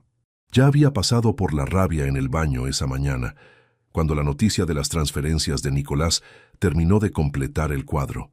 Lo que quedaba después de la rabia era otra cosa, más pesada y más difícil de nombrar. Era la imagen de mi hijo a los 7 años en ese parque, con la bicicleta roja que le compramos en Reyes y que tardó 4 tardes en aprender a manejar sin caerse. Era la manera en que me buscaba con los ojos cada vez que conseguía llegar al final del carril sin perder el equilibrio, como si la victoria no fuera completa hasta que alguien la atestiguara. Era el día de su graduación, 5 años atrás, cuando me dio un abrazo en el pasillo de la facultad y me dijo, en voz baja para que no lo escuchara nadie más, «Gracias por no haberme fallado nunca». Me había dicho eso, con esas palabras. Y 2 meses después de esa tarde, había hecho su primera transferencia hacia la cuenta de su madre. Aquí tengo que ser honesto con las personas que me están escuchando, porque esta historia no tiene sentido si la cuento solo desde afuera. Hubo un momento esa noche, sentado en ese coche con el motor apagado, en que me pregunté si no me estaría equivocando. Si toda la cadena de indicios, los extractos, las reuniones en el bufete, los nombres en la agenda, la carta del médico, la firma de Nicolás, no sería una interpretación errónea construida sobre coincidencias que tenían otra explicación. Si el agotamiento de los últimos meses me había llevado a ver una conspiración donde había simplemente malentendidos que una conversación directa hubiera resuelto. Lo pensé en serio, unos minutos completos. Y luego recordé 43.200 euros saliendo de mi cuenta durante 14 meses hacia una sociedad registrada a nombre de mi esposa. Recordé 6.450 euros adicionales transferidos por mi hijo hacia esa misma sociedad. Recordé el nombre de Nicolás en una carta enviada a un médico para declarar que yo no era capaz de gestionar mi propia vida. Los números no tienen interpretaciones alternativas. Esa es la única ventaja que tienen sobre todo lo demás. La cena del día siguiente empezó con normalidad. Había comprado lomo de cerdo en la carnicería del barrio y lo preparé de la manera más sencilla posible, con ajo, tomillo y un chorrito de vino blanco que Adela guardaba para cocinar en el armario de la cocina. La mesa puesta para 2, el ruido de la sartén, el olor de la carne haciéndose despacio. Nicolás llegó puntual, con una botella de vino tinto que dejó sobre la encimera con ese gesto natural de quien trae algo sin darle importancia. Se sentó. Habló mientras yo terminaba de emplatar, de un caso en el bufete que se había complicado por un defecto en la notificación, de un amigo suyo que estaba pensando en montar un negocio propio. Conversación ordinaria, fluida, sin ángulos visibles. Comimos el primero en silencio cómodo. Fue durante el segundo cuando empezó la exploración. «Oye, papá», cortó un trozo de carne con cuidado. «Mamá me comentó que has tenido varios lapsus en el trabajo últimamente. Que has llegado a casa hablando de reuniones que resulta que habían sido otro día». Lo dijo mirando el plato, sin énfasis, como quien menciona algo de pasada. Y aquí fue donde la situación estuvo a punto de romperse, porque lo que sentí en ese instante, antes de que pudiera procesarlo del todo, fue un impulso físico de responderle, de decirle que sabía exactamente qué estaba haciendo, de poner la documentación de Benigno sobre la mesa de esa cena y terminar con todo ahí mismo, Sin más demora, sin más teatro, tuve que sujetar ese impulso con una firmeza que me costó más de lo que esperaba, apretando los dedos alrededor del tenedor sin apretar la mandíbula, respirando con el mismo ritmo de siempre. No recuerdo ningún lapsus, dije, con voz completamente plana. Tu madre a veces mezcla los días porque yo llego tarde con frecuencia y no siempre le cuento los detalles del horario. Nada fuera de lo normal. Nicolás levantó la vista hacia mí un momento. Me sostuvo la mirada con una atención que intentaba disimular de afecto. Claro, dijo. Seguro que es eso. Siguió comiendo. Yo también. La conversación derivó hacia otros temas. Hablamos del partido del domingo, de una reforma que el ayuntamiento llevaba 2 años anunciando en la calle donde él tenía el apartamento, de si ese invierno iba a ser tan frío como el anterior. Temas que no iban a ningún sitio, que existían únicamente para llenar el espacio que ninguno de los dos quería dejar vacío. Cuando Nicolás se marchó, a las 11:15, me dio un abrazo en la puerta. Uno de esos abrazos suyos que duran exactamente lo que tienen que durar. Le dije que nos veíamos pronto. Él sonrió y bajó por las escaleras sin esperar el ascensor. Cerré la puerta. Me apoyé en ella durante unos segundos con los ojos cerrados. El piso estaba en silencio. Adela no había regresado todavía. El olor de la cena todavía flotaba en el pasillo. Fui a la terraza. Me senté en una de las sillas de hierro que Adela había pintado 20 y tantos años atrás, en ese primer piso de Ruzafa que ya no existía de la misma manera en que existía entonces. La ciudad extendía sus luces hasta donde la vista alcanzaba, y desde esa altura se oía el ruido sordo del tráfico nocturno, constante y sin urgencia. Pensé en Adela, no en la Adela de los últimos meses, ni en la que había firmado papeles con abogados y notarios a mis espaldas.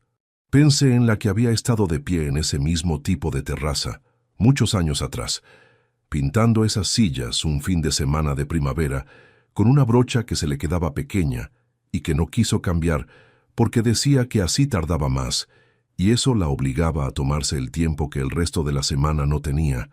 Recordé la mancha de pintura negra que le quedó en la muñeca durante 3 días.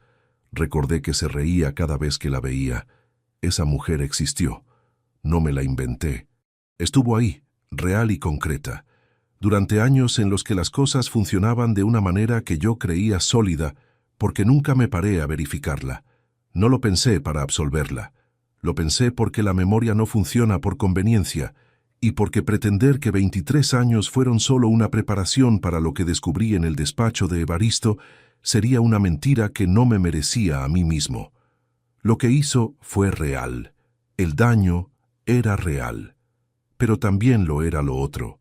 Las dos cosas podían ser verdad al mismo tiempo, y eso era quizás lo más difícil de sostener de todo. Entré cuando escuché la llave en la cerradura. Adela dejó el bolso en el recibidor, se quitó la chaqueta, me preguntó si había cenado bien con Nicolás. Le dije que sí. Ella asintió y se fue hacia el dormitorio sin hacer más preguntas.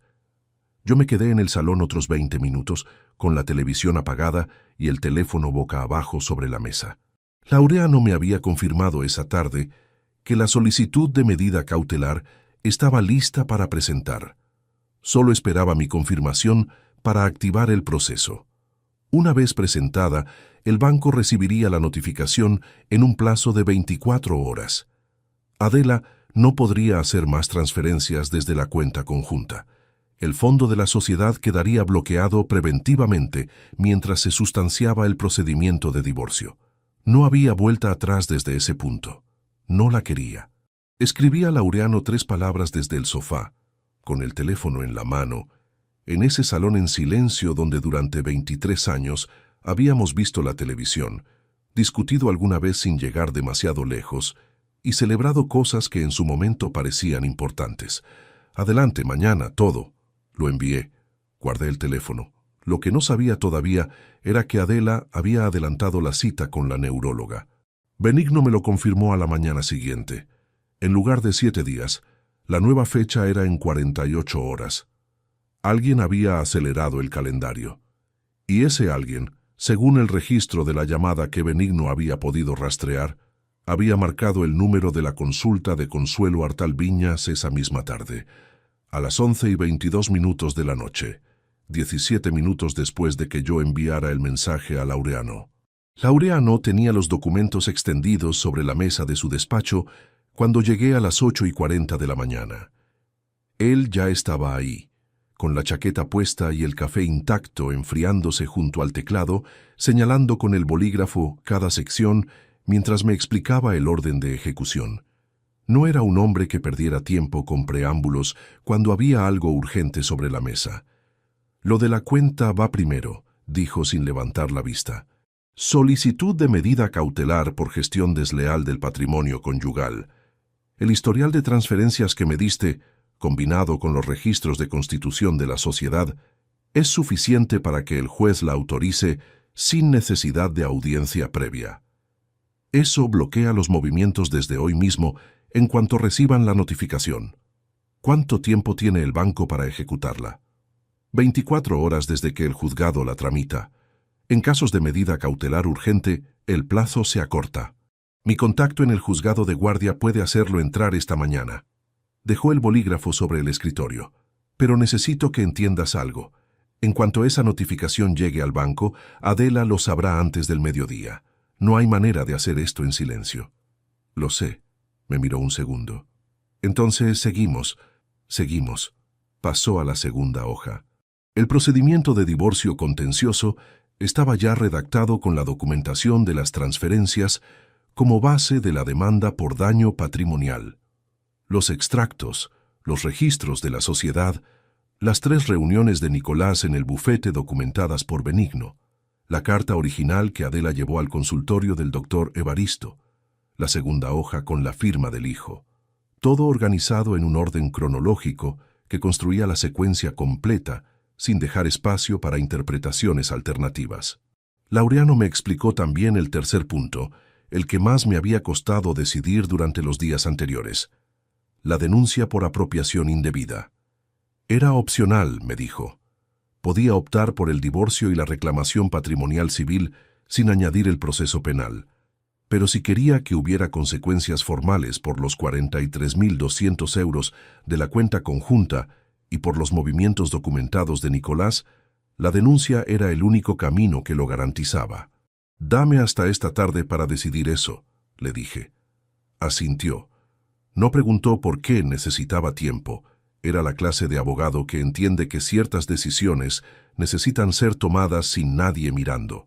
Salí a las 10:45 con una copia de cada documento en el maletín y el teléfono de Benigno marcado mientras bajaba las escaleras. «La cita con la neuróloga», dije cuando descolgó. «¿Cuándo exactamente?» «Mañana a las 12:30», respondió. La solicitud la hizo anoche a través del formulario online de la consulta. Aparece con los datos de Adela como solicitante y los tuyos como evaluado. Nombre, número de identificación, todo. ¿Saben que el procedimiento cautelar ya está en marcha? Imposible. La presentación formal es esta mañana. No hay ninguna filtración posible desde el juzgado en ese plazo. Pausa breve. Lo que sí es probable es que alguien les haya dicho que el tiempo se acababa. No saben por qué, pero han acelerado por precaución. Eso era lo que me había estado dando vueltas desde la noche anterior, desde que Benigno me confirmó el horario de esa llamada. 17 minutos después de que yo enviara el mensaje a Laureano. Demasiado cerca para ser coincidencia. Demasiado impreciso para ser certeza. Nadie había tenido acceso a mis comunicaciones. Pero alguien en ese entorno había notado algo que yo no había controlado del todo. Algún cambio de actitud, alguna pregunta que hice de más, algún detalle que había activado la alarma suficiente para adelantar un paso que ya tenían preparado. Era lo único que no había podido identificar con precisión en todo este proceso. ¿En qué momento habían dejado de confiar en que yo seguía sin saber nada? Esa pregunta todavía no tenía respuesta cuando, a las 12:05, recibí un mensaje de Nicolás. «Estoy por tu zona. ¿Comemos juntos?», invito yo. 3 horas antes de que Laureano presentara los documentos en el juzgado. 1 hora después de la llamada de Benigno confirmando el adelanto de la cita médica. Le respondí que sí. Le dije que me viniese a la agencia y que bajaba en 10 minutos. Comimos en un bar de menú a 2 calles, el tipo de sitio sin pretensiones donde van los funcionarios del barrio entre semana.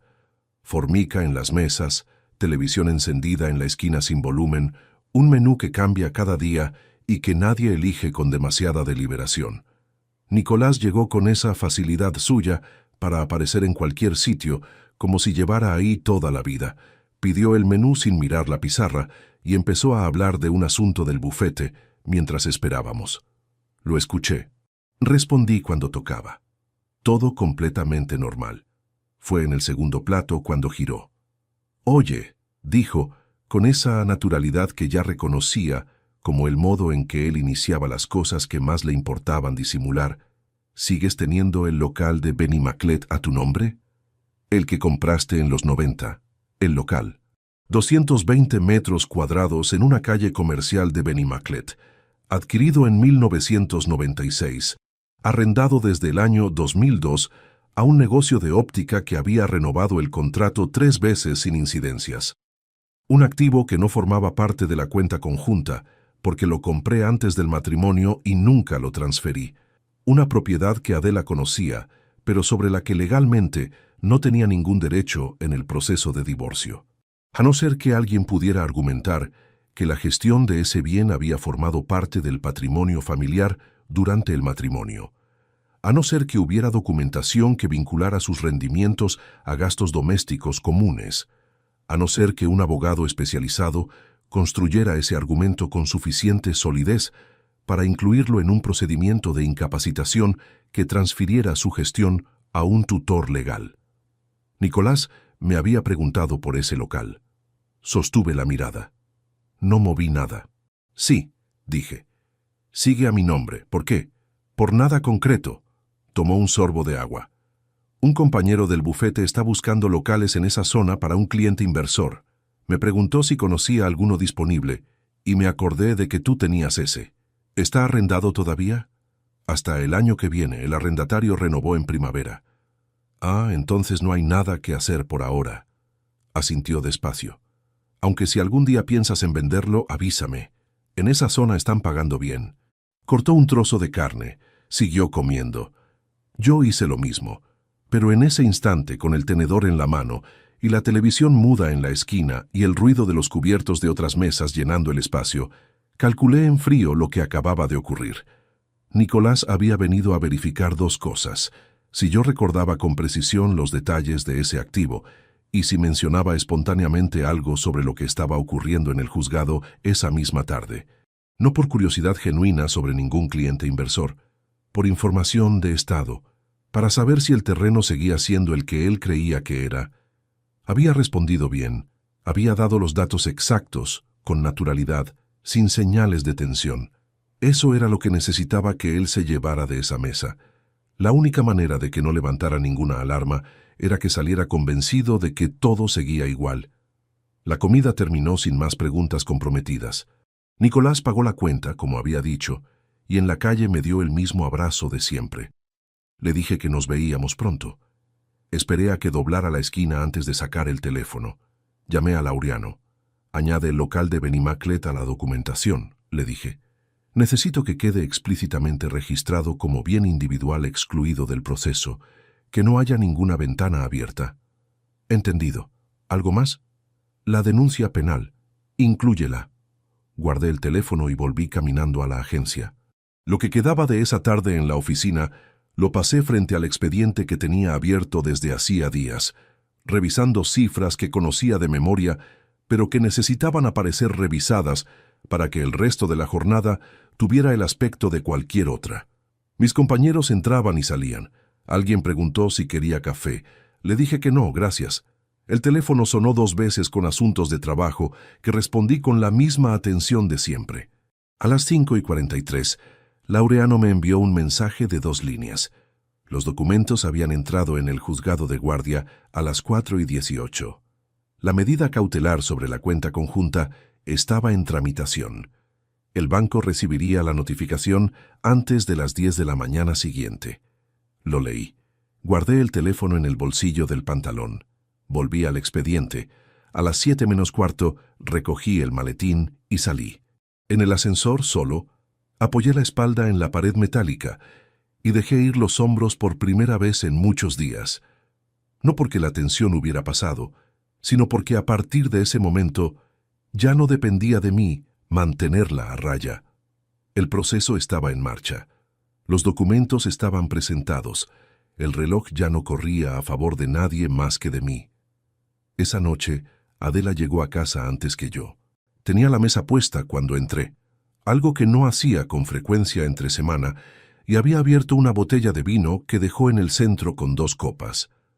Me miró cuando entré al comedor con una expresión que no era exactamente la de siempre. Había en ella algo más deliberado, más construido, como quien ha decidido cómo va a aparecer antes de que el otro entre al cuarto. ¿Celebramos algo?, pregunté, señalando la botella con la cabeza. Nada especial, respondió. Solo me apetecía que cenáramos bien esta noche. Hacía tiempo. Me senté. Serví las 2 copas. Cenamos. Hablamos de cosas sin importancia durante 40 minutos, con esa fluidez artificial de 2 personas que están pensando en cosas completamente distintas a las que están diciendo. Adela preguntó si había hablado con Nicolás ese día. Le dije que nos habíamos visto a comer. Ella asintió sin cambiar la expresión, pero tomó un sorbo de vino un segundo después, con una cadencia ligeramente diferente a la habitual. Un detalle tan pequeño que en cualquier otra noche habría pasado completamente desapercibido. No era pequeño. Era la confirmación de que Nicolás ya le había contado algo de la conversación. Lo que no sabían ninguno de los dos era que en ese momento, en algún servidor del juzgado de Valencia, el proceso ya estaba sellado. Que antes de que amaneciera el día siguiente, el banco recibiría la orden de bloqueo. Que Laureano tenía preparada la notificación formal de divorcio para ser entregada en mano en cuanto la medida cautelar se confirmara. Que cada documento, cada extracto, cada registro de cada reunión con el bufete estaba ordenado en una carpeta que un juez tendría delante en cuestión de días. Recogí la mesa. Lavé los platos. Adela se retiró al dormitorio antes de las 10 diciendo que estaba cansada. Yo me quedé en la cocina otros 20 minutos, con la luz encendida y el grifo cerrado, y el silencio del piso envolviéndolo todo. Mañana a las 10 llegaría la notificación al banco. Mañana a las 12:30, Adela tenía cita con la neuróloga, una cita a la que ya no tendría sentido ir porque el proceso que esa cita pretendía alimentar habría quedado bloqueado antes de que ella cruzara la puerta de la consulta. Todo estaba en su sitio, cada pieza donde tenía que estar. Apagué la luz de la cocina, pero antes de entrar al dormitorio el teléfono vibró una vez sobre la encimera. Era un mensaje de Benigno, sin texto, solo una captura de pantalla. Era la foto de un documento. Necesité leerlo 2 veces para entender qué era. Era un poder notarial, fechado 3 semanas atrás, firmado ante notario, por el que Adela Fuentes Romero otorgaba representación legal plena a Nicolás Correa Fuentes para actuar en su nombre en cualquier procedimiento relacionado con bienes inmuebles y activos financieros, incluyendo en el apartado de facultades específicas una línea que Benigno había subrayado en la captura con trazo rojo. La posibilidad de firmar en nombre de la representada la transmisión de titularidad del inmueble cito, en la calle Colón, número 41, 4º piso, Valencia. Mi casa. Laureano descolgó al 3er tono. Eran las 11:22 de la noche, y él respondió con la misma voz de despacho que usaba a las 9 de la mañana, sin rastro de sueño ni de contrariedad por la hora. Le envié la captura mientras hablaba. Escuché el silencio breve de quien lee algo en pantalla con atención. «Lo veo», dijo. «¿Pueden ejecutarlo?» «No». Su respuesta fue inmediata. Por 2 razones. Primera, la medida cautelar que presentamos esta tarde bloquea cualquier acto de disposición sobre bienes del matrimonio mientras el procedimiento esté en curso. Segunda y más importante, ese inmueble es la vivienda familiar. En España, la transmisión de la vivienda habitual del matrimonio requiere el consentimiento expreso de ambos cónyuges o autorización judicial, independientemente de quién figure como propietario registral. Un poder notarial no supera ese requisito. Ningún notario va a firmar esa transmisión si hay un proceso de divorcio activo y una medida cautelar sobre los bienes. ¿Están bloqueados entonces? Completamente. La casa no se mueve. La cuenta no se mueve. El fondo de la sociedad de Adela quedará congelado en cuanto el banco ejecute la orden mañana antes de las 10. Una pausa breve. Emiliano, duérmete. Mañana es el día largo. Colgué. Me quedé de pie en la cocina con el teléfono en la mano y la captura de pantalla todavía abierta, con ese trazo rojo de Benigno subrayando la línea sobre la vivienda. La guardé en el mismo álbum donde tenía el resto de la documentación. Luego apagué la pantalla y la dejé sobre la encimera. Dormí 4 horas, no porque pudiera dormir más, sino porque el cuerpo alcanzó ese umbral de agotamiento que supera a la cabeza y la obliga a apagarse aunque no quiera. Me desperté a las 6:15 sin alarma, con esa claridad particular de los amaneceres en que uno sabe desde el primer segundo que el día va a ser diferente a todos los anteriores. A las 9:48, el banco envió un mensaje automático al teléfono registrado en la cuenta conjunta. Operaciones temporalmente restringidas por orden judicial. Procedimiento número tal. Juzgado de primera instancia número tal, Valencia. Ese mensaje llegó al teléfono de Adela también. Éramos los dos titulares. Estaba en la agencia cuando entró la notificación. No lo vi en directo. Lo supe porque 20 minutos después, Adela me llamó. Dejé que sonara. Luego le escribí un mensaje de 4 palabras. Llego a casa a mediodía. No respondió. Llegué a las 12:15. Adela estaba sentada a la mesa de la cocina cuando entré, con el teléfono boca abajo delante de ella y las manos juntas sobre la superficie.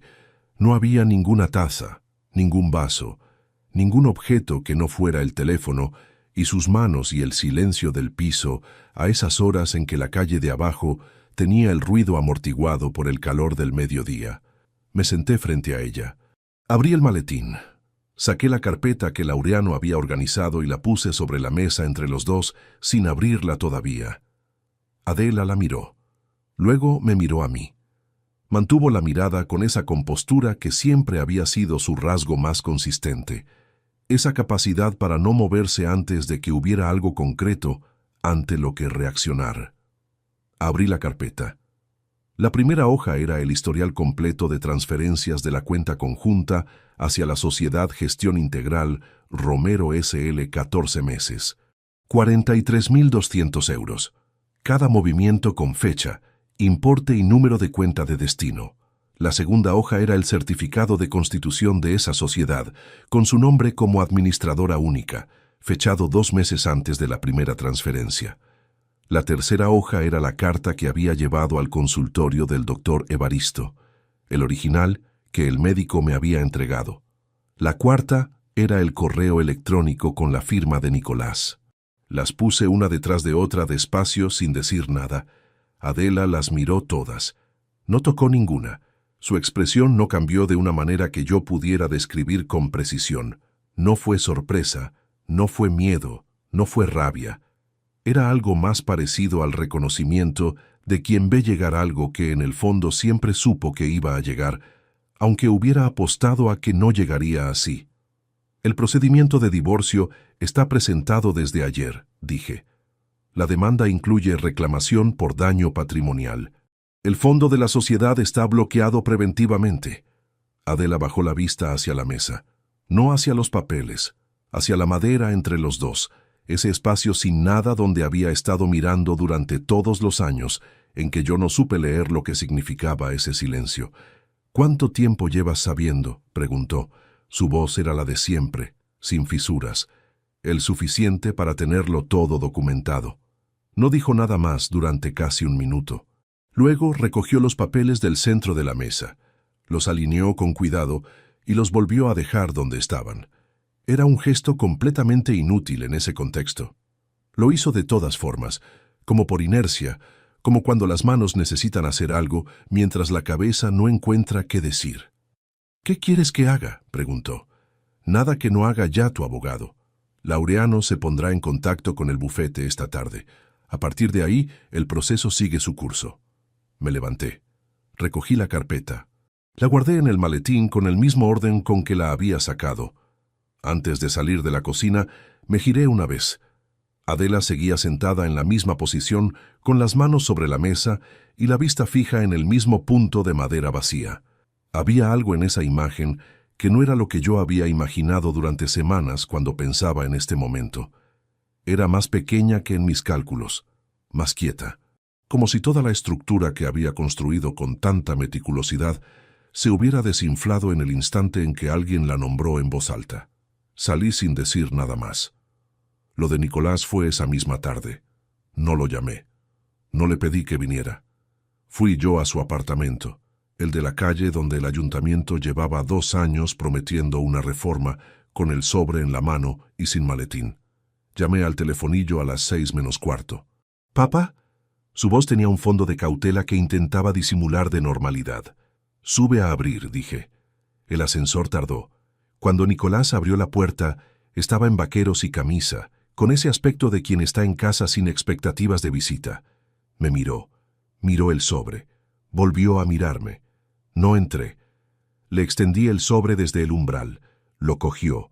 Lo abrió ahí mismo, en el pasillo, como yo sabía que haría. Leyó la primera hoja. Cancelación inmediata de la transferencia mensual de 800 euros. Con efecto desde la fecha de esa notificación, sin período de transición. Leyó la segunda. El contrato de arrendamiento del apartamento que figuraba a mi nombre quedaba rescindido. 30 días para la entrega de llaves. Pasado ese plazo, proceso de desahucio por las vías correspondientes. Leyó la tercera hoja, la más corta. 3 líneas. Sin encabezado, sin nombre, sin ninguna de las fórmulas con que empiezan las cartas entre personas que se aprecian. Las 3 líneas decían: he presentado denuncia penal por tu participación en el desvío patrimonial documentado. Tu abogado recibirá la notificación del juzgado en los próximos días. No espero que lo entiendas ahora. Nicolás terminó de leer. Dobló las hojas con una lentitud que no era calma, sino el movimiento de quien necesita hacer algo con las manos, mientras intenta encontrar las palabras. Luego levantó la vista. «Papá». Su voz cambió. Perdió esa capa de superficie que había mantenido durante meses, esa construcción cuidadosa de hijo que pregunta por tu bienestar. Y debajo apareció algo más desnudo que yo no había escuchado en mucho tiempo. Yo solo quería protegerte. Lo miré durante un momento. De ti mismo, Nicolás, respondí. Nadie más me amenazaba. No grité. No levanté la voz un grado por encima del que habría usado para decirle que bajara la basura. Eso no fue control, fue simplemente que la rabia ya no estaba ahí de la manera en que uno imagina que estará cuando llega ese momento. Se había gastado en semanas de noches en el coche y madrugadas en la terraza y cenas de 40 minutos sosteniendo conversaciones que por dentro eran otra cosa completamente distinta. Lo que quedaba no era rabia, era distancia. Y la distancia, descubrí en ese umbral, es mucho más definitiva que cualquier grito. «Me diste todo», dijo Nicolás. La voz se había vuelto más baja, pero no más firme. Había en ella algo que podría haber sido el comienzo de una justificación, o quizás el borde de algo más parecido a vergüenza. «Nunca te lo pediste a cambio». Yo pensé, «No sigas», dije. Se detuvo. «Las llaves. 30 días». Cerré la puerta. Bajé por las escaleras porque el ascensor de ese edificio también era lento, y en ese momento no tenía ninguna gana de esperar encerrado en 1 metro cuadrado de metal. Salí a la calle. El sol de aquella tarde de octubre pegaba de lado, como llevaba haciendo toda esa semana, proyectando sombras largas sobre la acera en ángulos que solo se dan cuando el año ya va de bajada. Caminé sin destino durante 20 minutos. No sé bien qué esperaba sentir.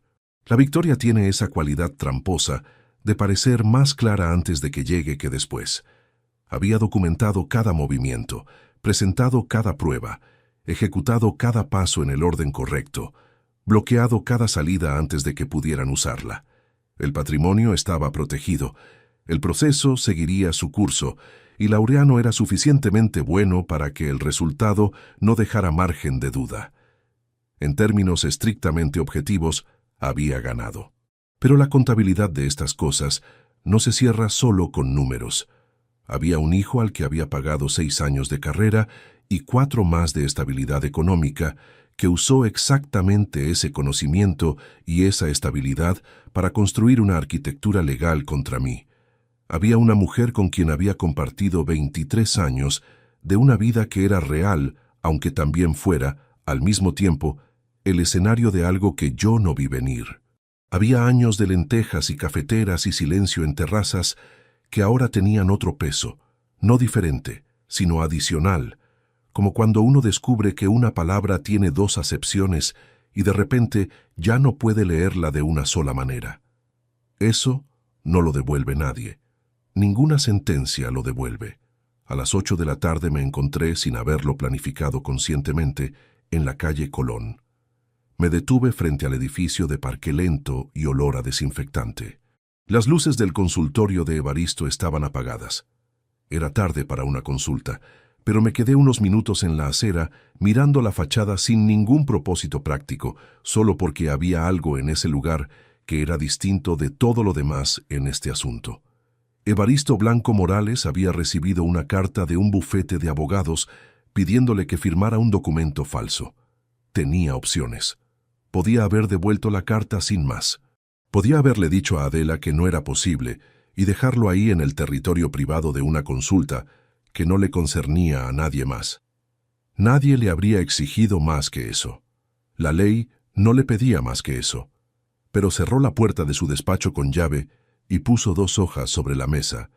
Pensé en todo lo que esa decisión movió, en la llamada de las 4 menos cuarto que recibí en la agencia mientras revisaba un expediente, en el sobre de papel Kraft que abrí sin saber todavía lo que contenía, en la llamada que hice a Nicolás desde el aparcamiento del consultorio, creyendo que él podía ayudarme a entender algo, y en el buzón de voz que encontré al otro lado. Toda la cadena comenzó ahí, en esa puerta cerrada con llave, en ese hombre de 57 años que eligió hacer una cosa más de lo que le correspondía. A veces la línea entre lo que te destruye y lo que te salva es tan fina que no la ves hasta que ya la has cruzado. Y a veces quien la señala no es la persona que más te conoce ni la que más tiempo lleva a tu lado. A veces es alguien que lleva 18 años tomando nota de tu tensión arterial y que un día decide que eso no es suficiente. Laureano me llamó al día siguiente con las primeras confirmaciones del juzgado. El proceso avanzaba sin obstáculos. Adela había contactado a un abogado propio antes del mediodía. La notificación para Nicolás había sido recibida y firmada. El fondo de la sociedad permanecía bloqueado. Todo seguía su curso. Esa mañana, antes de llamar a nadie, hice una cosa que no había hecho en meses. Me senté en la terraza con el café todavía caliente y lo bebí despacio, mirando el patio interior, las plantas que Adela había dejado crecer sin orden particular a lo largo de los años, el cielo de Valencia en una mañana de octubre que no prometía nada extraordinario y que por esa misma razón era exactamente lo que necesitaba. No era felicidad. Sería deshonesto llamarlo así. Era algo más parecido a volver a ocupar el propio espacio después de haber estado demasiado tiempo encogiéndose para no molestar. La sensación de quien pisa suelo firme, no porque todo haya mejorado, sino porque sabe exactamente dónde está parado. Terminé el café, dejé la taza en la silla de al lado, y pensé que si algún día alguien cercano a mí se encontrara en un momento parecido a este, lo único que le diría es esto: los números no mienten, no tienen agenda, no tienen historia que proteger ni imagen que mantener. Cuando algo no cuadra en los extractos, cuando un nombre aparece en un bolsillo que no es el tuyo, cuando una pregunta que parece casual ocurre demasiado cerca de una decisión que nadie debería conocer todavía, no lo archivas en esa categoría cómoda de las cosas que probablemente tienen otra explicación. Lo miras con toda la atención que merece, aunque duela, aunque el resultado sea exactamente lo que una parte de ti sabía desde el principio y no quería confirmar. Porque la verdad que llega tarde siempre cuesta más que la que uno sale a buscar a tiempo. La puerta del consultorio de Evaristo me lo enseñó, no de la manera en que uno aprende las cosas que elige aprender, de la única manera en que realmente se aprenden, cuando alguien las pone sobre la mesa sin que te quede otra opción que leerlas. Si te gustó esta historia, dale like al video, suscríbete al canal y comparte tus impresiones en los comentarios. Para escuchar la próxima historia, haz clic en la caja de la izquierda. Gracias por vernos.